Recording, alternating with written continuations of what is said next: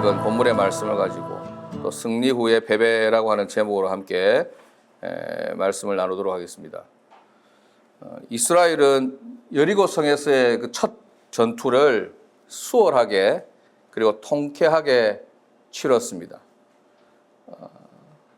조금의 희생도 없이 완전한 승리를 거두었습니다.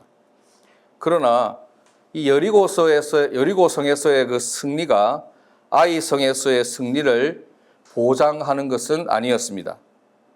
오늘 우리가 본문 여호수아 7장 1절부터 5절까지 읽었지만 전체 7장 전체를 살펴보게 될 텐데, 이 본문에서 본 것처럼 이스라엘은 아이성 전투에서 그야말로 참담한 패배를 경험합니다.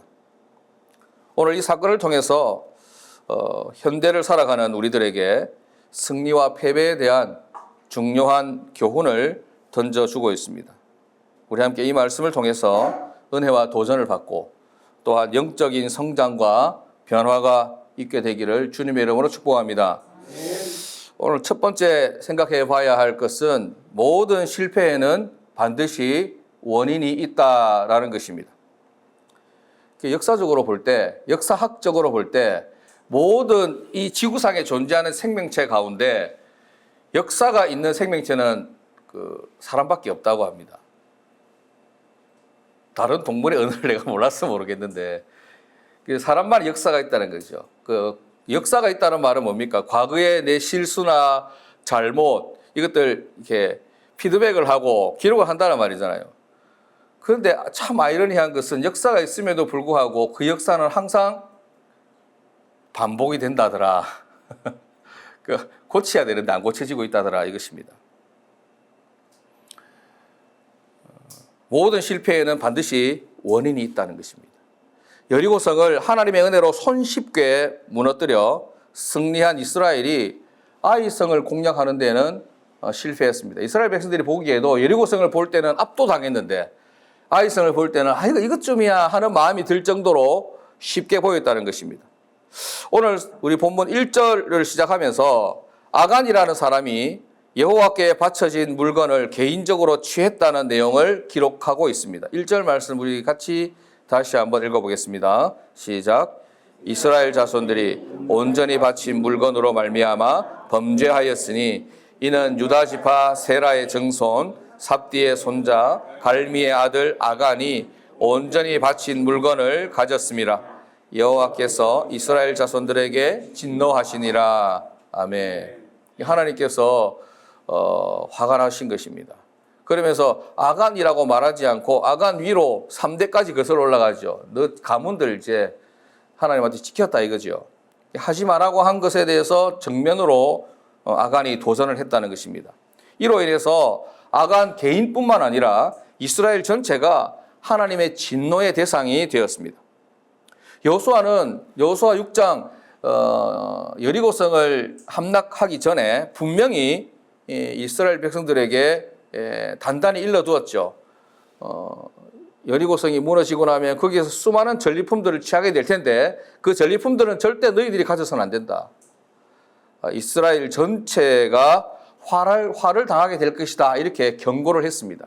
우리 한 장 앞으로 넘겨서 여호수아 6장 18절 말씀을 한번 확인해 보도록 하겠습니다. 여호수아 6장 18절입니다. 같이 봅니다. 시작. 너희는 온전히 바치고 그 바친 것 중에서 어떤 것이든지 취하여 너희가 이스라엘 진영으로 바치는 것이 되게 하여 고통을 당하게 되지 아니하도록 오직 너희는 그 바친 물건에 손대지 말라. 아멘. 이 보면 분명히 이야기하죠. 너희는 온전히 바치라. 하나님께 바치라. 그 바친 것 중에서 어떤 것이든지 취하게 되면 너희가 도리어 너희들이 이스라엘 전체가 하나님께 바쳐진 것이 되어서 여기서 바쳐진다는 것은 진멸을 당한다는 것입니다. 박살이 난다는 것이죠. 그렇게 고통을 당하지 않도록 절대 허황된 욕심을 품지 마라. 탐욕을 가지지 마라. 하나님의 것을 하나님께 돌리라. 이렇게 경고를 했죠. 그럼에도 불구하고 아간은 하나님의 전리품을 훔쳤습니다. 그런데 궁금한 것이 있습니다. 왜 아간 한 사람의 실수, 한 사람의 잘못, 아간 한 사람의 탐욕으로 인해 이렇게 이스라엘 전체가 고통을 당하게 되어야 했는가라는 것입니다. 하나님의 성경의 여러 곳에서 이렇게 한 사람의 믿음이나 한 사람의 불순종을 공동체 전체의 것으로 여기시는 것을 종종 보여주고 계십니다. 공동체성을 계속해서 보여주고 있었다는 것이죠. 그 바로 앞에 부분에 보면 라합 개인의 그 믿음, 라합 개인의 그 신앙 고백으로 인해서 누가 구원을 받습니까?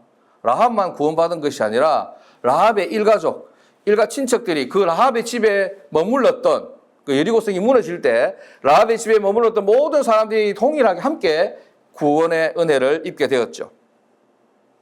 아간 한 사람의 범죄는 아간 자신뿐만 아니라 그 가문 전체의 희생을 가져왔습니다. 이런 원리는 라합과 아간에게서만 나타난 것이 아니라 제일 먼저 인류의 시초 아담에게서 먼저 보여졌죠. 아담 한 사람의 죄로 인해서 모든 인류가 다 죄인이 되었다라는 것이죠. 그 회복을 또 누가 시켜주십니까? 예수님. 예수님에게서도 나타나서 우리에게 그 영향이 주어지고 있습니다. 한 사람의 불순종이 모든 인류의 죄로 쥐어졌고 한 사람의 순종이 모든 사람에게 죄 사함과 생명의 축복으로 나타나게 되었습니다. 오늘 본문에서 아간의 범죄로 인해 이스라엘 전체에 진노하신 이유는 아간의 생각과 이스라엘 전체의 생각이 동일하기 때문입니다. 근데 아간이 이스라엘의 대표성을 가진 사람은 아닌데 왜 아간 한 명이 죄를 지었는데 이스라엘 전체가 다 하나님의 진노의 대상이 됐는가 하는 것은 좀 우리가 생각하면서 이스라엘 너무 억울하다. 그 나라 전체로 봤을 때는 좀 억울하다라고 생각할 수 있습니다. 그러나 오늘 성경에서 이야기하고 있는 것은 아간은 실질적으로 눈에 보이는 범죄를 저질렀지만 이스라엘 백성 전체도 아간이 가졌던 마음과 생각과 똑같은 마음을 가지고 있었다라는 것이 성경의 주장입니다. 다른 사람들은 비록 하나님의 것을 훔치지는 않았습니다. 전리품을 손대지는 않았습니다. 그렇지만 여리고성의 그 승리가 하나님의 힘과 권능에 의한 것임을 믿지 않았다는 것이죠. 그 성경이 안 나오는데 어떻게 알 수 있습니까?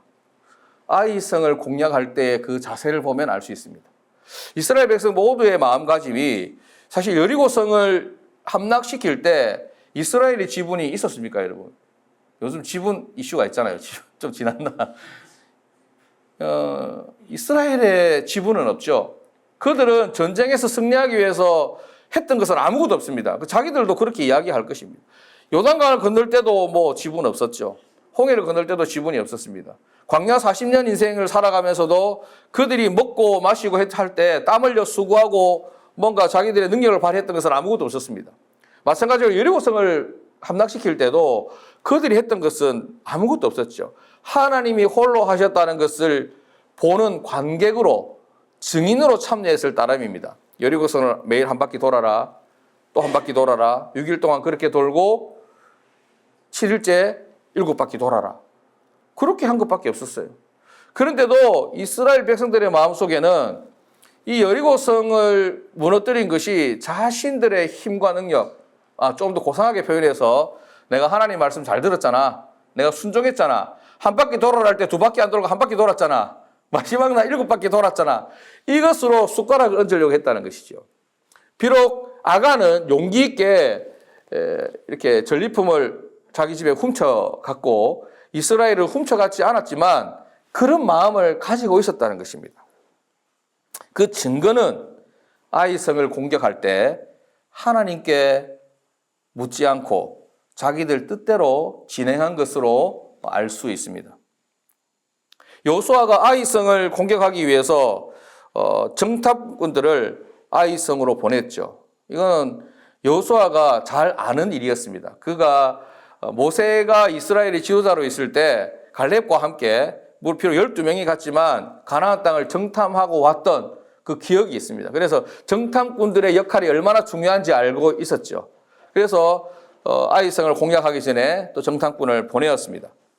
그런데 그 땅을 정탐하러 갔던 사람들이 돌아와서 보고하기를 뭐라고 보고합니까? 오늘 말씀 3절 여호수아 7장 3절을 같이 보겠습니다. 시작. 여호수아에게로 돌아와서 그에게 이르되 백성을 다 올라가게 말고 2-3천 명만 올라가서 아이를 치게 하소서. 그들은 소수니 모든 백성을 그리로 보내어 수고롭게 마소서 하므로. 아멘. 이렇게 말하죠. 그 정탐꾼들의 평가, 그 정탐꾼들의 보고 내용입니다.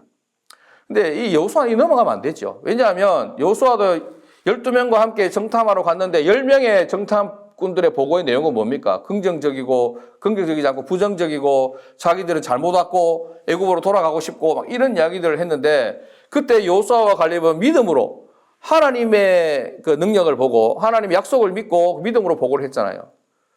그런데 지금 이제 지도자가 되어서 정탐꾼들의 보고를 들을 때 분별할 수 있는 능력이 부족한 것입니다. 이 정탐꾼들의 말을 믿어도 될 것인가?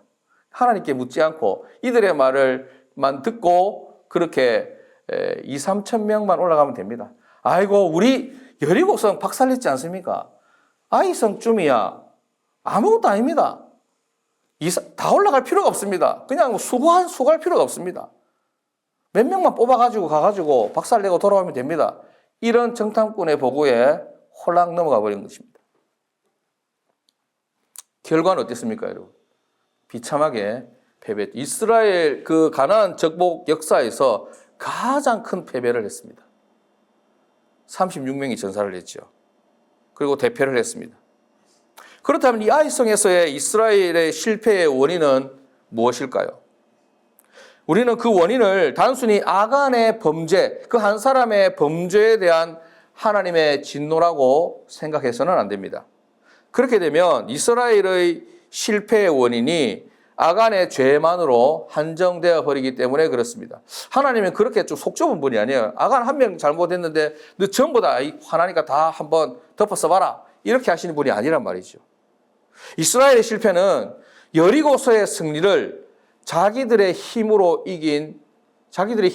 이겼다라고 여긴 그 결과였습니다. 하나님은 좀 그런 데 좀 민감하셔요. 네가 네 힘으로 했냐, 네 능력으로 했냐, 하나님을 의지하느냐, 하나님 바라보느냐, 믿음으로 사느냐, 이것에 하나님 굉장히 민감합니다. 굉장히 사랑이 풍성하신 하나님이 어떤 것도 다 용서해 주실 것 같은데 요거는 안 되는 것 같아요. 그 하나님 원칙을 정해놓으신 것 같습니다. 여리고는 매우 강한 나라였습니다. 강한 나라를 쳐서 이겼다는 것은 우리가 더 강하다는 뜻 아니겠습니까? 이스라엘이 그렇게 생각했다는 것이죠. 그런데 사실 여리고를 이긴 당사자는 누굽니까? 하나님이시죠. 우리 성도님 잘 아시네. 여리고를 이긴 분은 하나님이란 말이죠. 그러면 아이성을 이기실 분도 누구란 말입니까? 하나님이에요. 왜 이렇게 연결돼야 되는데 이스라엘은 그렇게 생각하지 못했습니다. 그 여리고서의 승리에 너무 도취된 나머지 지난달 매출이 너무 잘 나온 나머지 이번 달 매출도 내가 내 능력으로 잘 되지 않을까? 지난번에 계약이 큰 거 한 건 떠졌는데 이번 달도 뭐 내 실력, 내 능력, 내 말빨, 내 성실함으로 이렇게 더 큰 계약이 터지지 않을까?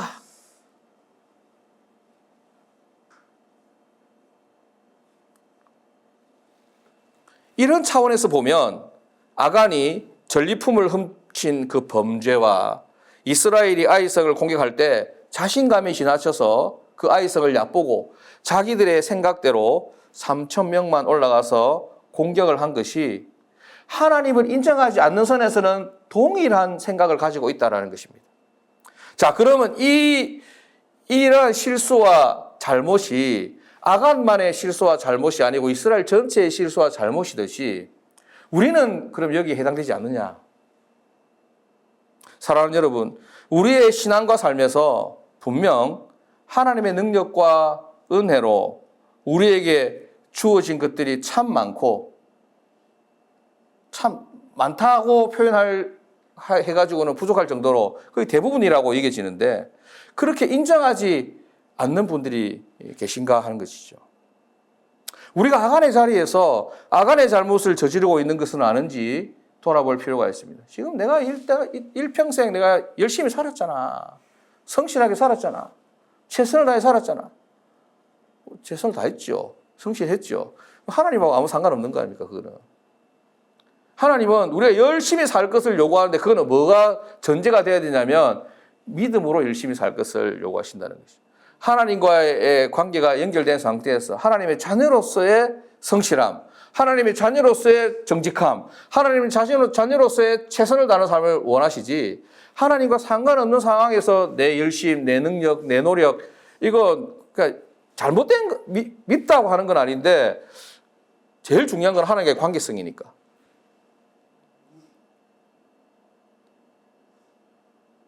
또한 아간처럼 실제로 하나님의 전리품을 훔치지는 않았을지라도 이스라엘 백성들의 마음의 생각처럼 하나님의 도움이 있기는 있었지만 우리의 능력과 노력과 애씀이 상당했다라고 여기는 마음이 우리를 지배하고 있다면 그 역시도 아간의 자리에서 아간의 실수를 저지르는 것과 같다는 것을 기억해야 할 것입니다. 내용이 좀 어려울 수도 있습니다. 그렇죠? 나는 안 훔쳤는데 이걸로만 계속 이야기하다 보면 하나님께서 원하시는 그 내용의 본질을 쫓아갈 수가 없습니다. 우리는 도둑놈이 아니잖아요. 우리 아무도 훔친 사람이 아무도 없습니다. 그러나 그렇기 때문에 오히려 더 이스라엘 전체의 잘못에 우리가 빠질 수 있습니다. 하나님은 사실은 어쩌면 아간의 잘못보다 여호수아의 잘못, 이스라엘 백성들 전체의 잘못에 더 민감하실 수 있었어요. 그런데 드러나지 않았으니까 그걸 딱 드러나게 해준 사람이 누구였습니까? 아간이었죠. 우리 마음의 생각은 아무도 모르잖아요. 사실 여러분들의 마음의 생각을 제 아무도 모르잖아요. 그래서 드러나는 걸로 알 수 있잖아요. 우리 김상희 목사님 오늘 기도 준비하면서 파마도 예쁘게 하고 이렇게 예쁘게 또 이렇게 해가지고 그래서 저는 그것을 보고 알죠. 우리 김상희 목사님 일주일 동안 기도 준비 열심히 하셨나 보네. 기도 앞두고 파마해란 말이 아니고 그것을 그렇게 표현이 됐잖아요. 표현이 그렇구나, 훌륭하다 이렇게. 그거는 왜냐하면 저는 하나님이 아니라서 여러분들의 마음의 생각과 고민을 다 알 수 없잖아요. 그래서 겉으로 드러나는 것밖에 모르지만 하나님은 우리의 마음과 생각을 다 아시니까. 그래서 하나님은 우리의 마음과 생각을 다 아셔서 이스라엘의 잘못을 이렇게 나무라고 싶으신데 그래 우리가 아무도 알 수가 없잖아. 하나님 왜 갑자기 저러노? 우울증 있나? 이래 하시잖아요. 왜 이랬다 저랬다노? 그러니까 눈앞에 드러난 것을 들어서 전체를 교훈하시는 것이죠. 아간. 근데 아간만의 잘못은 아니야. 아간도 굉장히 중한 벌로 다스리긴 했습니다만. 그러나 하나님은 아간만의 잘못이 아니라 이스라엘 전체의 잘못을 그렇게 나무라시는 것이죠. 이스라엘 전체를 나무라시면서 우리 등대열방교 성도님들에게도 너희들의 삶을 돌아봐라 이렇게 말씀하시는 것입니다. 하나님은 사랑의 하나님이십니다. 기본적으로 믿으십니까? 우리를 구원하시기 위해서 독생자 예수님을 십자가에 내어주시기까지 우리를 사랑하신 분이십니다. 그리고 그 하나님은 우리를 사랑하시는 만큼 우리에게 존중받기를 원하십니다. 근데 이게 잘 베풀어주는 사람일수록 있잖아요. 자꾸 그 사람한테 얻어먹으려고 하면 안 돼요. 잘 베풀어주는 사람일수록 말은 안 하지만 뭔가 내가 또 반대급부로 좀 이렇게 작은 것이라도 섬기고 베풀면 굉장히 좋아합니다. 왜냐하면 자기의 얻어먹어서 좋다기보다 몰라요? 아무도? 저만 알고 있는 거예요. 모든 사람이 마음에 갔잖아요. 우리 문집사 잘 베풀잖아요. 예. 저 잘 얻어먹거든요. 그런데 또 제가 한 번씩 이렇게 밥 살 때가 있어. 그러면 굉장히 좋아합니다. 목사님한테 얻어먹어서 좋다는 게 아니고, 잘 섬기고 베풀기를 좋아하는 사람일수록 또 그런 것에 대한 내가 존중받고 있구나라고 생각하는 거죠. 하나님 마찬가지거든요. 하나님 우리 굉장히 사랑하시기 때문에 우리로부터 인정받고 존중받고 싶은 욕구가 굉장히 큽니다. 하나님 사랑이니까 내 마음대로 하고 내 마음대로 하다가 하나님 사랑이시죠? 이거 하나로 퉁치려고 하지 말라는 것이죠. 어릴 때는 철이 없을 때는 그럴 수 있지만 우리는 철이 없는 사람 아니잖아요. 적어도 저하고 함께한 세월이 10년 넘었다 아닙니까? 그죠? 그러니까 성장이 마땅히 되어야 될 것이고 마땅히 성숙해진 상황일 것이고 그런 차원에서 하나님 앞에 존중이 필요한 것입니다. 하나님은 우리 그 사랑과 희생의 내어줌에 대해 우리가 인정하고 영광 돌리기를 원하십니다. 내 삶의 모든 것을 하나님이 이루셨습니다. 하나님이 진정 내 인생의 주인이십니다. 라고는 고백을 받기를 원하신다는 말이죠. 그게 하나님이, 야, 김경미 권사님 왜 그렇게 나한테 고백 안 합니까? 하고 삐끼고 그렇게 하진 않는데, 그렇게 할 때 굉장히 기뻐하시는 거예요. 아이성 전투에서, 여리고성을 선물로 받은 이스라엘은 하나님께 이렇게 고백하지 못했습니다. 하나님이 전부 다 하셨습니다. 우리의 승리는 하나님의 승리입니다. 하나님이 이렇게 하신 것을 우리 다 알고 있습니다. 정말 하나님 최고입니다. 이렇게 고백하지 못했다는 것입니다. 그들은 승리의 도시 되어서 그냥 여리고성이 무너진 그 자체에 완전히 도파민이 엄청 튀어 올라와가지고 하나님께 마땅히 올려드려야 할 그 박수와 영광을 자신의 것으로 가로채버린 것입니다. 우리 인생의 큰 성공과 승리를 이렇게 맛보게 되면 그런 일 있잖아요. 그죠? 와, 어마어마하네. 월급 100만 원 받던 사람이 보너스로 한 1억 들어왔어. 그러면 기분이 어떻겠습니까? 붕 떠가지고 세상 천지에 아무도 전부 다 내 발 아래 있고 맞죠? 아무도 그런 경험이 없나 보네. 그릇이 작아서 그렇다 생각하시기 바랍니다. 진정 그럴 때, 이 복이, 이 은혜가, 이 축복이 어디로부터 왔는지를 아는 사람이 참된 믿음의 사람인 줄로 믿습니다. 그럴 때 하나님은, 내가 너한테는 더 많이 줘도 되겠네. 그럴 것 같아요, 저는. 우리 그렇게 한번 컨셉을 그렇게 잡고, 하나님의 은혜와 복을 받았을 때, 그게 하나님으로부터 온 것임을 알고, 하나님께 이렇게 전략적으로 그렇게 하는 게 아니라 우리 전심을 다해서 그렇게 함으로 더 큰 은혜와 복을 누릴 수 있는 저와 여러분 될 수 있기를 주님 이름으로 축복합니다. 우리 인생에서 실패하지 않고 성공을 거두는 방법은 의외로 간단합니다. 우리 삶에서 하나님을 인정하는 것입니다. 그게 참 쉽지 않아요. 근데 여호수아는 지금 이렇게 경험을 하고 크게 깨달았을 것 같잖아요. 그런데 참 여호수아 위대한 지도자인데 그 뒤로 넘어가면 똑같은 실수를 또 합니다. 그러니까 순간적으로 하나님 앞에서 묻고 하나님의 뜻을 구하고 이렇게 하지 않고 결정적일 때 한번 또 그렇게 실수할 때가 또 있어요. 이게 우리를 위해서 참 좋은 일이죠. 여호수아 같이 이런 사람도 이렇게 실수하고 넘어지는구나. 그래서 나는 괜찮지 이게 아니라 그걸 우리가 보는 거예요. 타산지석으로 삼는 것이죠. 항상 하나님을 인정하고 살아가야겠다. 지금까지 내가 수고하지 않은 것 아니고 열심히 최선을 다해서 살아왔지만 그것이 나의 나 된 것은 하나님의 은혜로 된 것임을 고백하는 인생이 되어야겠다. 지금의 나를 하나님이 있게 하셨고 앞으로도 인도해 주실 것을 겸손하게 받아들이는 것입니다. 그것이 바로 계속되는 우리 인생의 전투에서 실패하지 않는 지혜고 승리의 계가를 부를 수 있는 유일한 방법이라는 것을 기억하는 여러분들이 되시기를 주님 이름으로 축복합니다. 오늘 두 번째 생각해 보아야 될 것은 죄는 치명적인 영향력을 가지고 있기 때문에 철저히 뿌리 뽑아야 한다는 사실입니다. 하나님은 이렇게 죄가 발견이 되면 그것을 그냥 덮어두고 지나가시는 분은 아니에요. 그것을 보면 철저히 뿌리 뽑아라 이렇게 말씀하십니다.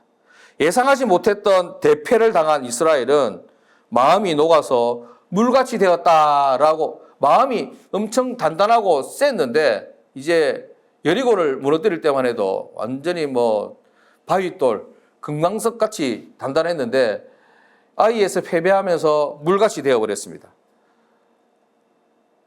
7장 5절 말씀 같이 보겠습니다. 시작. 아이 사람들이 그들을 36명쯤 쳐 죽이고 성문 앞에서부터 스바림까지 쫓아가 내려가는 비탈에서 쳤으므로 백성의 마음이 녹아 물같이 된지라. 아멘. 6절 7절 같이 보겠습니다. 여호수아가 옷을 찢고 이스라엘 장로들과 함께 여호와의 궤 앞에서 땅에 엎드려 머리에 티끌을 뒤집어 쓰고 저물도록 있다가 이르되 슬프도소이다. 주 여호와여 어찌하여 이 백성을 인도하여 요단을 건너게 하시고 우리를 아모리 사람의 손에 넘겨 멸망시키려 하셨나이까. 우리가 요단 저쪽을 만족하게 여겨 거주하였다면 좋을 뻔하였나이다. 아멘. 여호수아는 하나님 앞에 엎드렸죠. 그래서 옷을 찢고 하나님 앞에 왜 이런 일이 일어났습니까? 라고 묻습니다. 그러나 여호수아에게 돌아오는 하나님의 대답은 이스라엘의 패배가 당연하다는 것입니다. 너는 박살날 짓을 했어. 패배할 그런 상황이었어. 그건 그렇게 당해도 싸다. 이렇게 말씀하시죠. 10절부터 12절 말씀 보면 제가 읽어드릴게요. 여호와께서 여호수아에게 이르시되 일어나라. 어찌하여 땅에 이렇게 엎드려 있느냐. 이스라엘이 범죄하여 내가 그들에게 명령한 나의 언약을 어겼으며 또한 그들이 온전히 바친 물건을 가져가고 도둑질하고 속이고 그것을 그들의 물건들 가운데 두었느니라. 그러므로 이스라엘 자손들이 그들의 원수 앞에 능히 맞서지 못하고 그 앞에서 돌아섰나니 이는 그들도 온전히 바친 것이 됨이라. 그 온전히 바친 물건을 너희 중에서 멸하지 아니하면 내가 다시는 너희와 함께 있지 아니하리라. 이렇게 말씀합니다. 그 온전히 바친 물건을 너희 중에서 멸하지 아니하면, 온전히 바친 물건은 뭐냐면 그 아간을 말하는 것이죠. 결론적으로 이야기하면 그 완전히 너희 중에서 멸하지 아니하면 내가 너희에게 돌아가지 않겠다. 너희와 함께하지 않겠다. 그러니까 죄를 철저히 뿌리 뽑아라 이렇게 말씀하시는 것이죠. 이스라엘이 하나님의 명령을 어기고 바친 물건을 취했기 때문에 이스라엘 자신이 바쳐진 것이 되었습니다. 대적에게 패배할 수밖에 없게 되었습니다. 그리고 이스라엘 중에 하나님께 바친 물건을 취함으로 도리어 자신이 바꿔치기 된 것이죠. 자신이 그 전리품이 되어버린 것입니다. 바친 존재가 된 그를 여리고의 모든 사람들과 짐승들처럼 멸하지 않으면 하나님께서 함께 하시지 않겠다 이렇게 말씀하시죠. 결국 쉽게 말해서 무슨 말이냐, 하나님의 것을 도적질한 사람을 찾아내어서 그 죄를 뿌리 뽑으라 이렇게 말씀하십니다. 왜냐하면 하나님은 거룩한 분이기 때문에 그렇습니다. 발견된 이상, 죄가 드러난 이상 그냥 보고 지나칠 수는 없다는 것이죠. 하나님은 아간 한 사람의 죄를 통해 이스라엘 전체의 잘못을 드러내십니다. 그리고 이것은 아간 한 사람의 죄를 이스라엘 전체의 범죄로 여기신다라는 의미도 되는 것입니다. 아간 한 사람의 범죄로 인해 이스라엘 전체가 하나님과 분리되어 버린 이 사건은 그 죄가 얼마나 치명적인가, 치명적인 영향력을 행사하는가라는 것에 대해서 우리에게 말해주고 있습니다. 이스라엘은 하나님 앞에 하나의 공동체이기 때문에 그렇습니다. 우리도 마찬가지죠. 우리도 하나님 앞에 한 공동체로 그 교회로 서 있는 줄로 믿습니다. 하나님은 이스라엘 백성들에게 범죄 사실을 공적으로 밝히고 그 문제를 해결하지 않는 한 이스라엘은 대적을 이길 수 없다고 그렇게 공표를 하고 그렇게 실행하라 이렇게 말하죠. 그리고 제비를 뽑게 됩니다. 로또 뽑는 게 아니고 누가 범죄했는지 그 12지파 중에 제비를 뽑으라. 그럼 그 아간의 그 지파가 뽑히죠. 그리고 그 지파들 중에 가문들 대표가 나와서 제비를 뽑으라. 제비를 뽑으니까 그 가문이 뽑히게 되죠. 그 가문 중에서 그 가장들이 나와서 제비를 뽑으라. 그 제비를 뽑으니까 아간이 뽑힌 것입니다. 그리고 그 아간의 집을 뒤져서 하나님의 것을 도둑질한 것을 다 발견하게 되고 모든 소유까지도 다 불사르라 말씀합니다. 15절 말씀, 여호수아 7장 15절 같이 읽겠습니다. 시작. 온전히 바친 물건을 가진 자로 뽑힌 자를 불사르되 그와 그의 모든 소유를 그리하라. 이는 여호와의 언약을 어기고 이스라엘 가운데서 망령된 일을 행하였음이라 하셨다 하라. 아멘. 사랑하는 여러분, 우리는 오늘 하나님이 얼마나 죄를 미워하시는지를 알게 되었습니다. 그러므로 죄는 이렇게 철저하게 뿌리 뽑아야만 합니다. 여기서 말하는 죄는 뭐 훔친 죄를 말하는 게 아닙니다. 근본적으로 뭘 하나님 싫어하시냐면 여호와 이름을 망령되이 일컫는 거. 하나님 인정하지 않는 것입니다. 내 삶의 주인이 하나님이라는 사실을 잊고 살아가는 것. 이것에 하나님은 좀 굉장히 민감하게 반응하신다는 것이죠. 그런 우리 가운데 있는 죄는 확실하게 처리하지 않으면 도리어 죄가 우리 전체를 병들게 하고 죄로 물들이게 된다라는 것이죠. 그러나 우리가 결코 잊지 말아야 할 사실은 우리 하나님이 공의와 사랑의 완벽한 조화를 이루시는 분이라는 사실입니다. 하나님은 사랑이시지만 사랑에만 도취되어 있는 분이 아닙니다. 공의도 매우 중요하게 여기십니다. 우리는 사실 이런 균형을 맞추기가 쉽지 않습니다. 죄는 미워하되 사람은 미워하지 마라 이런 말이 있지만 사실 그렇게 죄 지은 사람을 미워하는 게 우리의 실력이잖아요. 그죠? 분리가 안 되지만 하나님은 이런 공의와 사랑의 어떤 균형을 완벽하게 맞추시는 분이고 또 우리에게서 우리의 죄과를 멀리 옮기실 수 있는 그런 능력과 사랑이 충만하신 분이십니다. 그리고 하나님은 공의로우시지만 냉정하고 무시무시한 공의만을 앞세우는 하나님도 아니십니다. 하나님은 어떤 상황에서도 공의와 사랑의 조화를 완벽하게 이루어내시는 하나님이십니다. 하나님의 이런 죄를 미워하시고 죄를 철저하게 뿌리 뽑고자 하는 공의의 밑바탕에는 세상의 모든 죄를 녹이고 덮기에 충분한 사랑이 자리하고 있습니다. 그 사랑이 결코 연약한 우리를, 죄인된 우리를 내어버려 두지 않으신다는 것입니다. 포기하지 않으신다는 것입니다. 우리를 너무나 사랑하기 때문에 잘못된 길로 가고 있는 우리를 그냥 아이고 모르겠다 그냥 네 알아서 살아라 이렇게 하지 않으신단 말이지요. 그 하나님의 그 공의는 사랑에 기초한 것입니다. 우리를 돌이키고자 하는 바른 길로 가게 하고자 하는 올바른 믿음의 자리에 서게 하는 그런 사랑인 것입니다. 그런 공의인 것입니다. 사랑하는 여러분, 우리 인생을 살아가면서 때로는 성공할 때도 있고 때때로 실패할 때도 있습니다. 성공도 분명 원인이 있고 실패에도 원인이 있습니다. 우리가 이 땅을 살아가는 가운데 또 믿음의 삶을 살면서 실패라고 하는 언덕을 만났을 때 좌절하고 절망하기보다는 그 실패를 통해서 우리가 지금 현재 놓치고 있는 것이 무엇인지 새롭게 또 바라보아야 할 것이 무엇인지를 깨닫는 용기와 지혜가 있기를 주님의 이름으로 축복합니다. 여호수아는 분명 그랬고 이스라엘 백성들도 분명 그랬기 때문에 가나안 땅을 선물로 받을 수 있었던 것이죠. 우리 사랑하는 등교열방교회 성도님들도 우리가 인생의 실패를 만났을 때 어려움을 겪을 때 그것으로만 인해서 아이고 내 인생 왜 이래 이렇게 할 것이 아니고 진짜 일 안 풀리네 이렇게 짜증내고 원망할 것으로 시간을 낭비할 것이 아니라 내가 놓치고 있는 것이 무엇인지를 돌아봐야 한다는 것입니다. 때때로 말씀을 통해서 우리의 부족한 모습, 잘못된 삶을 질책하실 때가 있습니다. 오늘 좀 아프네. 이런 이야기는 안 하고 좀 건너뛰면 좋겠는데 그럴 때가 있단 말이죠. 이러한 하나님의 말씀에 귀 기울이며 나의 부족한 모습을 인정하고 돌이키는 일은 자존심 상하는 일이 아닙니다.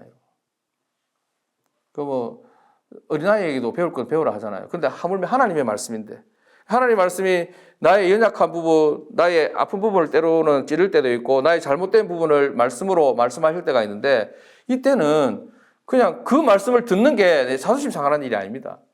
쪽팔리는 일이 아니다 이 말이죠.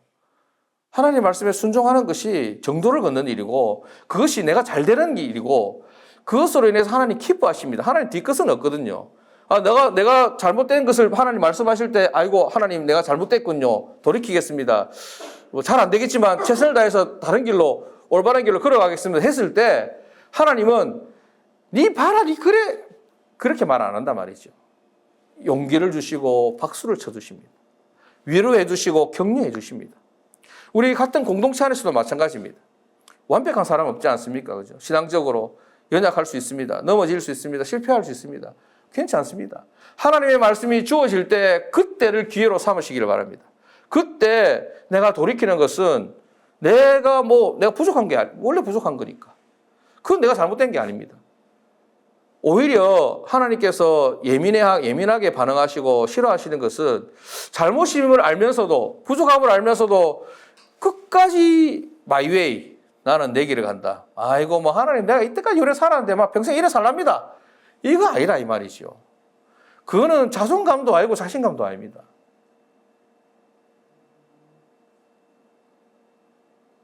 생각할 시간을 좀 드리는 겁니다. 저도 마찬가지입니다. 저라고 뭐 잘못하는 거 없겠습니까? 저는 맨날 혼납니다. 저도 집에서도 혼나고 밖에서도 혼납니다. 저 뭐 이 나이는 우리 센터에서 나이는 한 두 번째로 많은데 지금 우리 장학관님도 저보다 지금 한참 적거든요. 그래서 제가 서로 얼굴 안 마주칩니다. 좀 죄송스럽기도 하고 그렇죠. 그래도 뭐 혼나죠. 왜 역할이 그러는 거잖아. 역할이. 제 위에 부장 오신 분이 저보다 한 띠 차이 나는데 42살이죠. 그분한테도 선생님 이렇게 해주세요. 기분 나쁘게는 안 하죠. 욕하고 그렇게는 안 합니다. 이렇게 해주세요. 예, 그렇게 하겠습니다. 죄송합니다. 그렇게 하죠. 그거 잘못된 거 아니잖아요. 역할이고 나에게 주어진 일이고 또 그 자리고 그러니까. 그 부끄러운 거 아니잖아요. 우리 늘 하는 말이지만 여러분 직장에서 일하면서 월급 받는 거 그 노동의 대가로 생각하시면 안 됩니다. 욕값이라 생각하셔야 됩니다. 왜냐하면 내가 없어도 그 일 돌아가거든요. 그런데 내가 거기 있다는 건 욕바지로 있는 겁니다. 좀 안 좋게 이야기하면. 우리 잘하고 최선을 다하죠. 그러니까 이게 누가 핀잔을 주거나 잘못을 지적하거나 그렇게 하는 게 결코 우리가 인격이 뭐 인생이 무너질 만큼 그렇게 할 필요가 없다는 것입니다. 그럼 저 사람 마음에 안 드는구나 생각하고 돌이키면 되는 것이죠. 마음 맞춰주면 되는 거 아니겠습니까? 그죠? 우리 문집사님도 늘 일 잘하지만 희한한 사람도 많습니다. 지가 이래 시켜놓고 뭐 왜 이래 했냐고 하는 사람 많잖아요. 거기에 힘들고 뭐 이렇게 하면 뭐 보험도 마찬가지고 매장에서 물고 사러 온 사람은 마찬가지고. 저는 여기서 카페에서 일하면서 본인이 분명 아이스 아메리카노 시켰어요. 나 아이스 아메리카노 줬어. 그래서 자기 따뜻한 거 시켰대. 와, 이거 진짜 녹음도 안 돼 있고. 그래서 주문 직접 받는 것보다 요즘에 이렇게 본인이 직접 주문하는 게 있잖아요. 그렇게 키오스크 하는 게 좋다는 게 그거예요. 그렇지만 손님이 틀렸다니까 내가 틀린 거지. 기분 나쁘시면 어쩌겠어요. 그래도 우리 물건 사주니까 고맙지. 그런데 지금 이거는 뭐 세상에서 일하면서 하는 이야기인데 하나님께서 말씀하실 때, 하나님께서 말씀을 통해서 또 우리가 묵상을 통해서 찬양을 통해서 기도할 때 내가 감동으로 주시는 그런 나의 돌이켜야 될 부분들을 말씀하실 때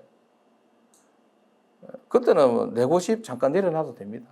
하나님 말씀에 순종하고 방향을 전환하고 그 길로 가는 그것이 복된 일이고 그것이 지혜로운 일인 것입니다.